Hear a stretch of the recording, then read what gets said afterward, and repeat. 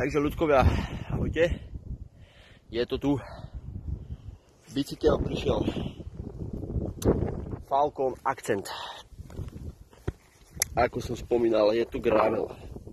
Gravel je to, že má kostru cestného bicykla, ale je tu možnosť dať si širší gum a tým pádom užívať aj terén.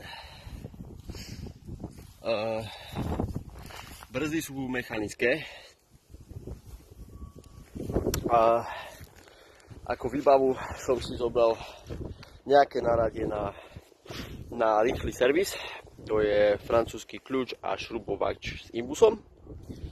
Máme tu bundičku proti vetru, samozrejme vodu a pumpu. Na volant som si dal zamontovať držák na telefón, čiže Google Maps a mám to hneď pod očami.